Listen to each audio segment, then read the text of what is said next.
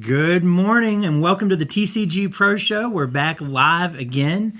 This week we're with a guest. We got an awesome show coming up that we've been waiting to do for a long time. I think it's one of the best hot topics that we can put on this show. But good morning, everyone. I'm Brad Williams. I'll be your host this morning, and I'm joined by my co-host, Don Williams. Good morning.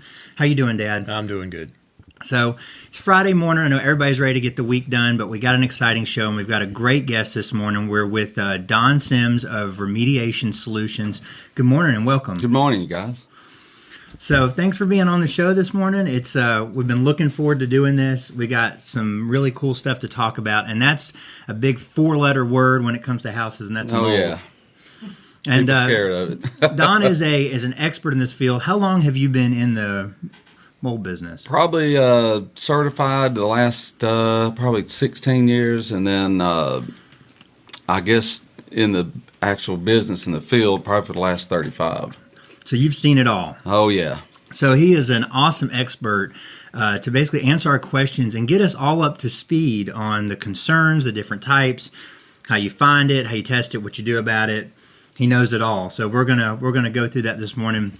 If you're watching live, we want to hear from you. So if you want to ask your questions, leave them in the comment section of this video, and we will try to get to them on the show.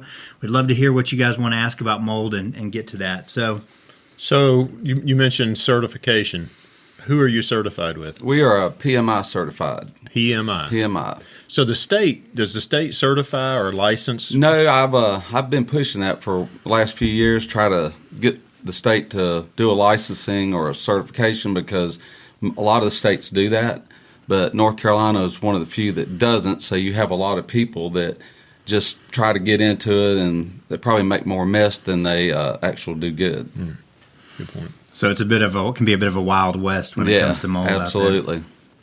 And it gives the business a bad name sometimes, because you'll get someone out there that may do gutters and decide they're going to do mold and have no clue, and they make a mess, and then people think that somebody's just out trying to make a big buck off of it instead of doing the right thing. And that's what we try to do. We try to make sure we do the right thing and do a good job, and so try to prevent the mold from coming back. There you go. We just don't go get rid of it. We're into prevention also. Well, I think that's probably a big thing, and we'll get to that as we go through the show. So let's start right with the basics. What is mold? Microbial growth. There's 450,000 different strains of mold. Probably 450,000. Yes. Wow. And anyone that ever tells you that just by looking at the color of it they can tell what it is, I'd be skeptical. So how do you tell if you have mold or what kind of mold it is? Well, one, you can smell it a lot of times. You get a musty mildew smell, or when it's visible, you can see it. Sometimes you have to use a LED light and shine it, vertically on it, and it'll show it up where you can't see it just by the naked eye. Explain what you mean by that. Like if you go to a paneling wall in a basement, for instance, and you're looking at the wall with a light or visibly, you won't usually see it. But if you take the light and you hold it against the wall, facing up, across the face of the wall, then all of a sudden it just shows up. You'll be able to see it. Oh, well, that's an interesting thing. We'll have to take that into the inspection field with us. Yeah, it's absolutely I've told a lot of realtors about it. When they go to a home, if they're going through with a client and they're wanting to know whether or not it's got it on the walls, that's the easy way to find out. So I know when we're doing home inspections, especially in the crawl space, we see fungal growth of different types, different colors, but it's not always a bad thing. I mean, is that true or not? Well, being I'm in the business of it, I like to never see it myself. Sure. But and sometimes what you would see on same way I was telling you with the walls how to see it. If you go into a crawl space and you're just looking at it, you'll see sometimes the mold spores on the bottom or the sides. Just looks like particles of sawdust sticking to it. And if you take the light and shine it down the side of it, it'll probably triple what you're seeing. Okay. So that's one way to another way to visually get know whether or not you have it in there. And I say bad thing, I mean, harmful to your health? Some molds are harmful, some are kind of benign. Well, the way I look at it, in the industry probably should, or if they don't, they probably do. But the way it is, if you have mold, it's how much toxin level it puts out. So the more mold you have on something, the greater the toxin level, which means you're inhaling more toxins, and that's when it gets harmful. You could take any type of mold just about. Like, for instance, you hear about the Stachybotrys, which is the black mold. It's not always black. Then there's the Aspergillus, which is probably the most common in the area of, where we're located. And the Aspergillus, if you may not have much on something, but the longer it's on it, the stronger the toxin gets, the more it grows, and it becomes a whole lot more harmful to you. So what is the difference? You mentioned early on, you get that musty smell and the mildew and the mold. What's the difference between mildew and mold? They're both basically in the same family. Some people call it mildew because it's usually on a tile, shower or something, and it's real wet. But they're both basically the same family. We were taught in an inspection, ongoing education class. They described mildew one time as something you could probably wipe off with a rag, but mold maybe not so easy. Yeah, the mildew, and that probably would be because the mildew, when it's mildew, it's in a wetter stage. And so if you go to wipe it off, it's not like something you would find on a wall that's in a drier stage, that when you wipe it, the spores become airborne, and then they stick to other things, and then they're just waiting for the right environment to start growing. You go ahead. No, you mentioned black mold, and that seems to be a big hot ticket item. That's kind of like the thing people are scared of. Is that the most dangerous? Is that necessarily dangerous? Is it maybe about the same as a lot of other kinds? Or it is, as far as the industry goes, it is probably the most dangerous. Okay. Now, as far as I do a lot of air testing, and I probably had it show up maybe 3 or 4 times. So it doesn't show up a lot. I think out in like out west California, different places, it's a whole lot more evasive and it grows better. But it's usually in dark, hidden, damp places, like inside of a wall where there's been a leak going on for a long time. But as far as the levels of it too, it can be a real low level and be real dangerous. Okay. So we've even seen in some inspections in like a basement on the back side of a wall having some real nasty black growth in it on a real wet kind of decaying wall on the back of the drywall and all that. Is that probably black mold if it's a nasty black growth, or there's other kinds of black molds that's not black mold? Right. It's not necessarily always black. Okay. So that's why I was telling you earlier that just because you see something that's black doesn't mean it's the Stachybotrys, which is the black mold. Okay. So we talk about health issues with mold. There are other concerns with mold. Mold or fungal growth can actually be wood destroying. Is that something you run into often? Yes. It's real. Where I see it the most is in crawl spaces, on floor joists, and usually when it gets on there, the longer it grows, you'll start noticing that the color of the wood starts getting whiter. And what it's doing is pulling the moisture out of the wood, and then it starts decaying it. Right. So you want to catch it before it gets to that point and have it remediated before it destroys the structure, and then you're into a whole lot more money to try to fix the problem. So, yeah, it feeds off the cellulose in the wood. You're right. Yeah.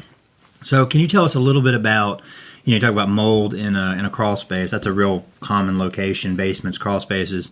What kind of environment does mold need to grow? What are the conditions? That's a good question.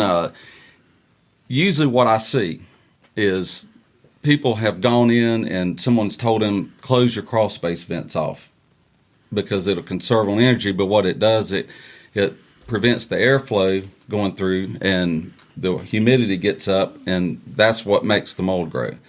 Or if there's not vapor barriers down under a crawl space, you get a lot of moisture out of the ground. So having good airflow in a crawl space is the key to keeping the mold away. Sometimes on a lot of the new construction, you have a lot of wraparound porches where for every reason they can't get a foundation vent put in, and therefore there's easy solutions to fix that. Would add crawl space vent fans. Mm-hmm. Then it keeps the air circulating, which keeps the mold growth down. But that's what we try to do. We don't just go out and take care of removing mold, where most people would just go out and clean it, spray it, or throw a vaporator down and leave. We try to go in and make sure that we find a preventative cure, so that once we do it, that it doesn't come back. Yeah, there's conditions, as you were saying. There's conditions that are, if you can keep the moisture level below a certain level, and you can actually change the environment. Right. Now, for mold to grow initially, it requires a higher moisture level than if once it's there, it can sustain itself in a lower moisture level. Isn't that right? So right, and that's when it starts feeding off the wood, because there's no moisture in the humidity in there at that point. So the only way it can get what it needs to survive, it starts pulling moisture out of the wood. Mm-hmm. So someone thinks they have mold. You look at it visually. You see some signs of it. What are the next steps in testing? To call somebody like me that's certified. Make sure you get a certified person to come out and test it.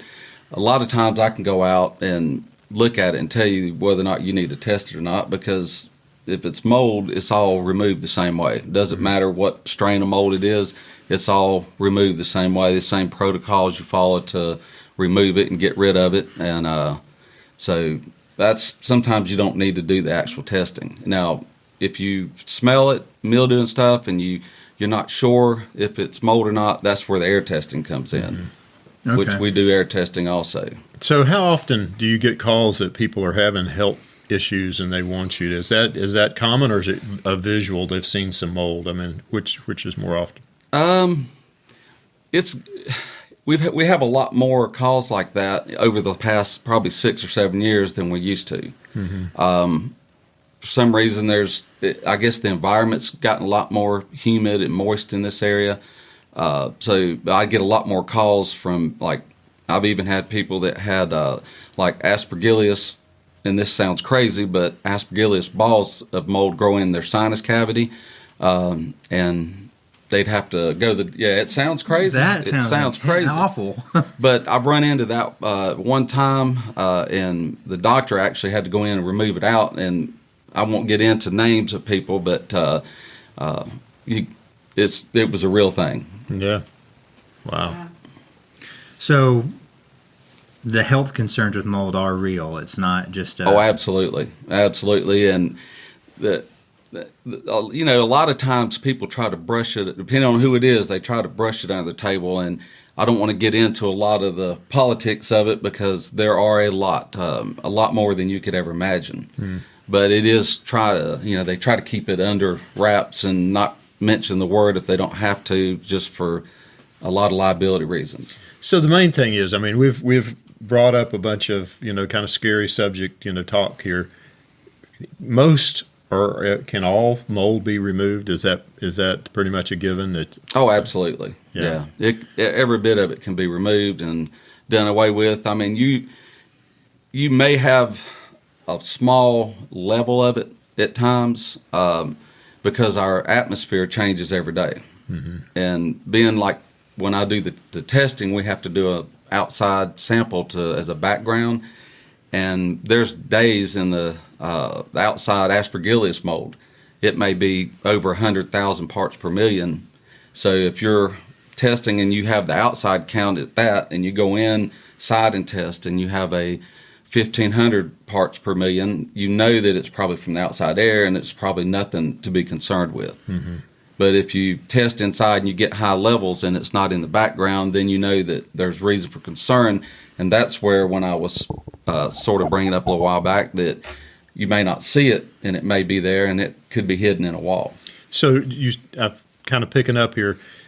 When you do air test, you test inside and you test outside. Is that what I'm hearing? Right. That is your comparison. And so if you didn't do outside test, you would never know if the inside level was dangerous or not, or if it was just something from outside air, because just opening the door up, or your heat and air conditioner running, it pulls air in through little cracks and stuff. So if the outside is real high, it can be higher inside. So someone that's not certified may not know that they need to test outside and inside. Right, They and might I have just run test into them that. inside. I have run into that. Gotcha. That's good. What are the thresholds for what is the high threshold? Is there a kind of like a set number, or is it relative, or? Yeah, usually, like I said, it's measured in parts per million. So usually anything that's over 1,000 is the borderline. Anything over 1,000 is room to be thinking about, hey, that we've got an issue going on, unless it's showing up in the outside of that same particular type of mold. Okay. I So hope I answered that correctly for you. no. So 1,000 parts per million is kind of, unless the outside level is very high, is kind of that threshold you're looking at trying to get it below. Correct. So let's talk about the actual remediation process. So you go into a house, maybe the specific source is not readily apparent. You know, the spot, the whatever. You've done some air testing. It's testing high. Walk us through a remediation process. How does that work? Okay, I'll go back on a job that we did a while back. Okay. It'd be a good one to describe it to you. We did an air testing on a house up in Stoneville, and the people that lived there had been getting sick, been having some nosebleeds, a lot of sinus problems, and so we air tested 3 rooms of the house, and in the master bathroom, the level came back extremely high. There was nothing visible, but it was extremely high when we tested. So the next point was we set up a time and appointment to go out, and you never want to open anything up without being prepared, because you don't know what you're going to get into. So Not to stop you there. So you guys test in different locations in the house to help pinpoint. Right. Okay. And so, usually I try to hit the areas, if somebody's in a room of their house where they have, when they're in that room, that they seem to be bothered the most, I try to get that room. If they're not really sure where it might be coming from, or if it is mold, then we'll usually test like bathrooms, and then go to the room like a den or a basement or something. Okay. Areas where there's Higher more, more, yeah, more exactly. So you guys are testing the bathroom. I'm sorry, I didn't mean to interrupt. Go ahead. Right, and there's never any reason to test the crawl space, because you've got air coming in from the outside all the time, and so there's basically you have to visibly look at that to see if it's something that needs remediated. And if you don't know for sure if it's mold, you can always swab test it and figure out what the level is and stuff like that. But getting back to the other job, we actually tested it, came back high. So the next thing we had to do is go in and basically seal off the master bathroom. Once we sealed it off and had negative air going, air scrubbers, to make sure that if we pulled something open or pulled a vanity off a wall or opened drywall and there was a lot of mold in there, that it didn't get pulled back into the rest of the house and contaminate the rest of the house. So on that particular one, as soon as we pulled the vanity off, which was the first place to look, it was solid black behind it. No, Mom. Yeah, so then as we got going, there was a water line had leaked. The water had actually run into the master walk-in closet, so you can see how far it will go in a short amount of time. And so we ended up having to demo out pretty much 3/4 of the bathroom and then the master walk-in closet to remediate it all. So do you go beyond that? Do you actually repair? Do you actually go back in and repair? Is that something that you do, or you just kind of take it apart? Basically what we do, I usually ask people if you want me to take it all the way, or if you've got someone that wants to do the drywall or painting or something, then I'll leave it up to them as far as try to save their costs down, because it costs a lot more to remediate mold than it does to hang drywall and paint it. What we try not to ever do is leave a hole in the floor after we do it. We usually put the subfloor back down, because a lot of times we have to remove the subfloor.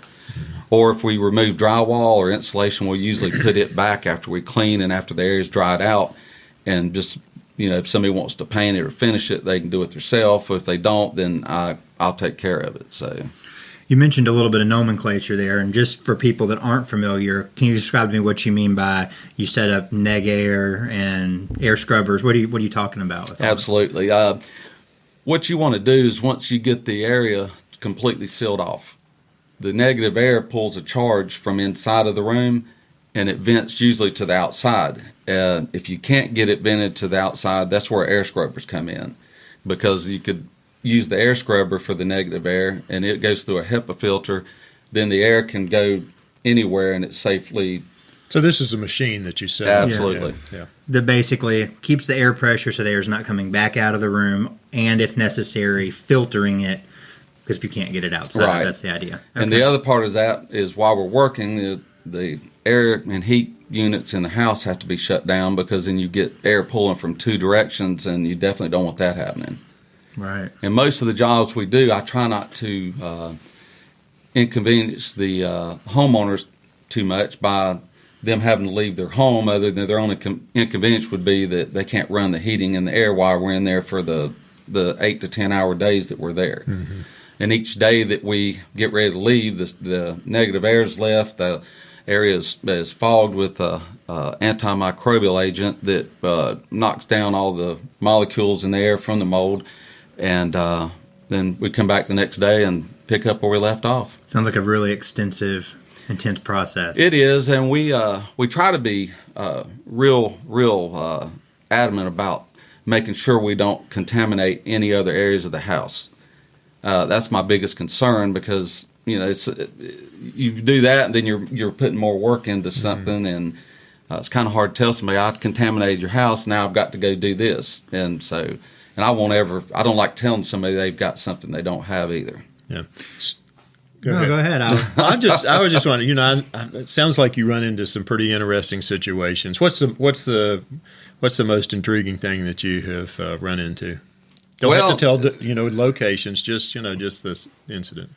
Well, I have had some situations come up that weren't mold, but somebody thought it was, and I'm trying to figure out how to go into detail with this, because it's only happened once, and without the person actually ever seeing this and thinking, oh, he's talking about something that happened to me. So, but if you guys are fine with it, I don't mind talking about it. Good chances are they won't see it. So, but anyway, I did get a call one time, and the actual person said that they had a bad mold issue in their house. So I went and investigated it. I didn't visibly see anything.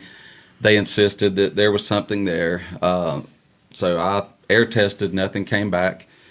At that point, they wanted me to remediate the crawl space, because they thought that's where the problem was at. And we didn't find anything in the crawl space really, other than a lot of paint and stuff stored down there, which can make you sick. Mm-hmm. If you get a lot of paint and cleaners and stuff in a basement that start leaking in there, or in a crawl space, it can make you sick. But this individual thought that it was in his hair and his skin, and he had emptied out the house. Mm-hmm. Brand new stuff. And so that's some of the things I run into. But what was it? I hate to say it, but it was probably I'm so curious. it was probably something in their mind. Yeah. It was, because it definitely wasn't mold. Trust me. I spent a lot of time going through there, because I'm not the type person that's wanting to go in and take somebody's money just to make money. There's people that probably have went and done that at this person's house. Mm-hmm. But I'll just, if there's nothing there, I'll walk away and say, look, I can't do nothing for it. Yeah. But I'm just not one to do that. I would never tell somebody they have something they don't have. Mm-hmm. Sure. Well, that's a very fair thing to do. I imagine people do get ideas about what they might have in their house and not, and people get sick from a lot of things. So do you do, I have 3 questions for you. I'm going to try to keep them all in my mind here. Do you do VOC type testing too? Yes. I've done quite a bit of that. Actually, explain what that is. Go ahead. You're the expert. Volatile compound matter. Okay. It basically, it's a quite thorough form of air testing. It's made to pick up any kind of VOCs in the air, as far as from gasoline, from cleaners, formaldehydes, which is in some building materials, and believe it, all that stuff can cause a lot of health issues. I have done them where we found that someone had extreme headaches and for years, and couldn't figure out where it was coming from, and we do some VOC testing and find out that there was cleaning chemicals leaking that were stored somewhere.